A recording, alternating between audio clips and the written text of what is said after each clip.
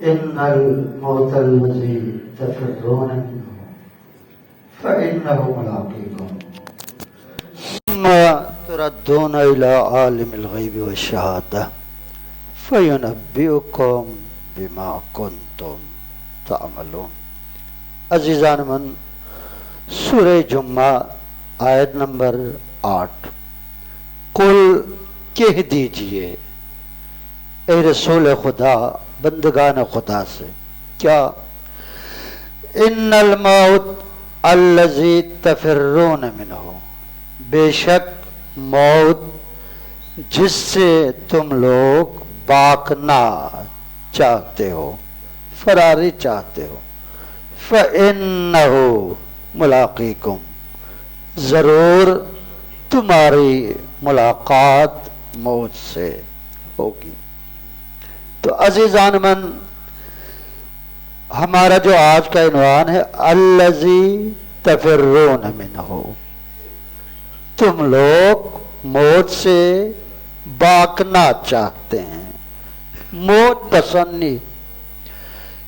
عزیزان، مولا امام حسن علیہ السلام کا فرمان ہے کہ انسان کو دو چیزیں پسند نہیں ہیں، ایک موت پسند نہیں ہے، دو قلت مال پسند نہیں۔ وحال ان کی دیکھا جائے تو یہ دونوں انسان کی بلائی میں ہے، موت بھی انسان کی بلائی میں ہے اور قلت مال بھی انسان کی بلائی میں ہے۔ وجہ جناب ابو ذر آگے رسول خدا کی خدمت میں کہا، یا رسول اللہ مجھے کچھ خصوصی سفارشات بیان کریں۔ تو آپ نے فرمایا، ابو ذر اگر تم دنیا کے بارے میں دعا کرنا چاہتے ہو تو اسی مقدار میں پروردگار سے دنیا مانگے جس مقدار میں کھانے میں نمک کی ضرورت ہے۔ یکفی من الدعاء ما یکفی من الغذاء الملک، یعنی دنیا خدا سے اسی مقدار میں مانگ لینا جس مقدار میں کھانے میں نمک کی ضرورت ہے۔ کیوں؟ اس لیے کہ اگر نمک نہ ہو تو پھر بھی کیا ہے جی، بدمزگی ہے، اگر کھانے میں نمک زیادہ ہو پھر بھی بدمزگی ہے۔ اسی طرح دنیا بھی ہے۔ لقمان حکیم کیا کہنا چاہتے ہیں؟ کہنا چاہتے ہیں کہ بیٹا اپنی ایمان کی کشتی کو مضبوط بنائے، ایمان کو مضبوط بنائے۔ کیوں؟ اس لیے کہ دنیا طوفانی ہے۔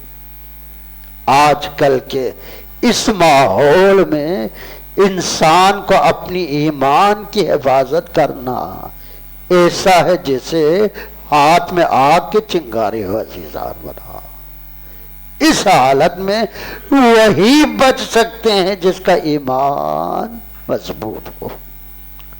دو، وَخَفِّفْ حَمْلَكَ، بیٹا اپنی وزن کو جہاں تک ہو سکے کم کرے۔ کیوں؟ اس لیے کہ فَإِنَّ الْعَقَبَةَ كَعُودَ، آگے جو راستہ ہے نہایت ہی دشوار راستہ ہے۔ جتنا وزن کم ہوگا اتنا ہی آپ کو آگے جانے میں آسانی ہوگی۔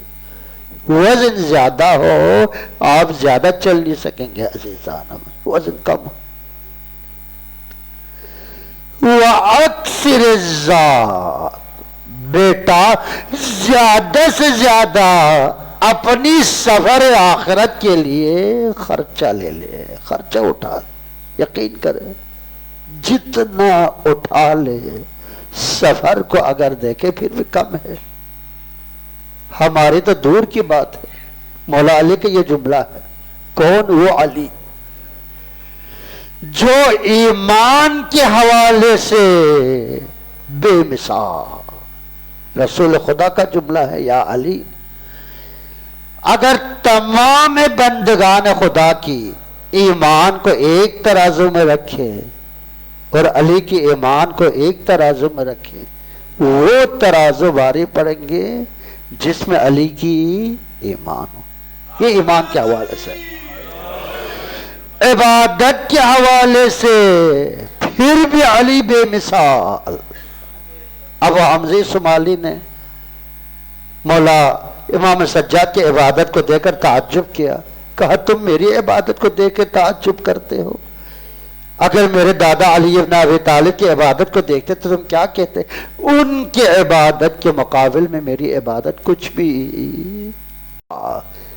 پتہ چلتا ہے عزیزان بنا، ان تبدو ما فی انفسکم او تخفوہ یعلم اللہ، جو کچھ تمہارے دلوں میں ہے چاہے تم اسے آشکار کرے یا اپنے دلوں میں چھپا کے رکھے، ہر چیز کا اسے کیا ہے جی پتہ چلتا ہے۔ لہذا انسان کو کیا پسند نہیں؟ از قلت مال، حالانکہ انسان کی بلائی میں ہے، کیونکہ حساب میں آسانی ہو گیا ہے۔ بس ایک مثال حساب و کتاب کی، یہ داستان کتاب کہ جی وہ میر حلف زادہ ایران کے مشہور لکھنے والوں میں سے داستان لکھتے ہیں، ماشاءاللہ 40 سے اوپر ان کی کتابیں، سب داستانوں کی کتابیں ہیں۔ نماز اول وقت کے داستان، نماز با جماعت کے داستان، اسی طرح آخرت کے داستانوں میں سے ایک داستان یہ ہے کہ وقت میں نے جناب واعظ سے میں نے یہ کیا جی داستان میں نے سنا ہے، اور جناب واعظ کی داستانیں زیادہ تر ایران کے مشہور علماء، معتبر علماء ان کا ذکر کرتے ہیں۔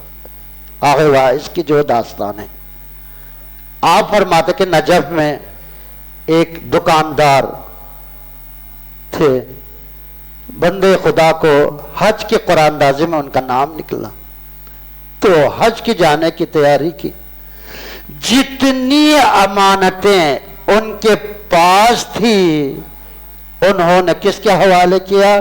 اسی بازار میں ایک بندے خدا جو ایماندار میں تقوی میں بازار والے انہیں بے مثال سمجھتے تھے، 20 سال سے ان کو جانتے تھے کہ یہ بندہ ایماندار ہے، صاحب تقوی ہے۔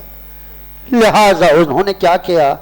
تمام تر امانتوں کو اس عطار کے حوالے کی، عطر بیچنے والا، بازار کے ہر فرد ان کو جانتے تھے کہ یہ بندہ ایماندار ہے اور صاحب تقوی ہے، 20 سال سے ہم جانتے ہیں، ان کے حوالے کی۔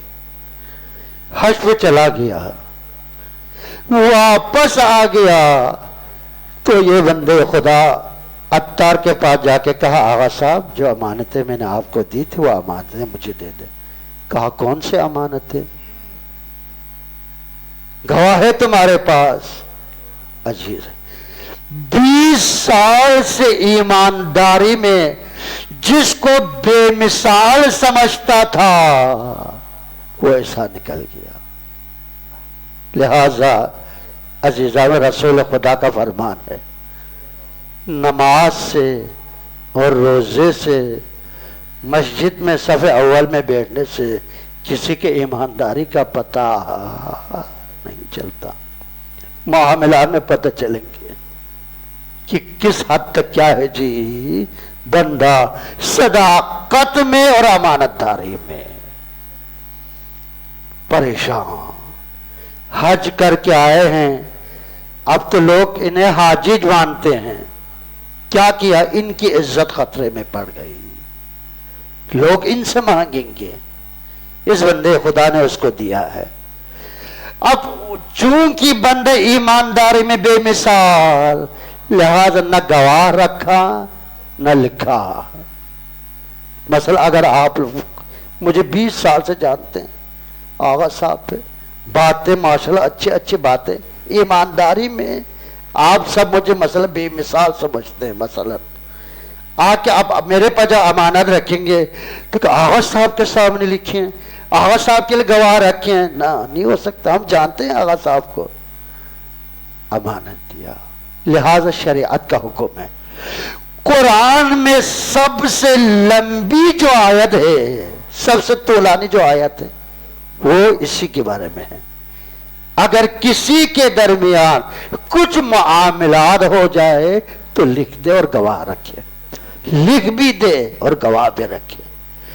اس بندے خدا نے نہ لکھا ہے اور نہ کہا نہیں میرے پاس کچھ نہیں، گواہ ہے کچھ لکھا ہے کچھ ثبوت کا نہیں، پریشان، حرم میں جا کے مسلسل رونے لگا، پر اب کا مولا میری عزت خطرے میں ہے۔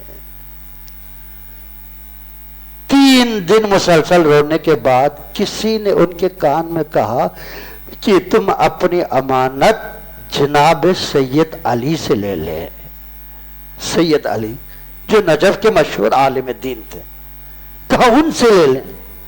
وہ حیران ہو گیا، میں نے دکاندار کو دیا ہے جناب عطار کو، اور مجھے حکم آیا کس سے لے لے؟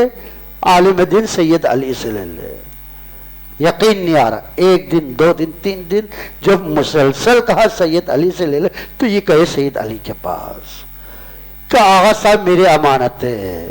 کہا ٹھیک ہے میں تمہارے امانتیں دیتا ہوں، مگر ایک شرط ہے۔ کہا کیا؟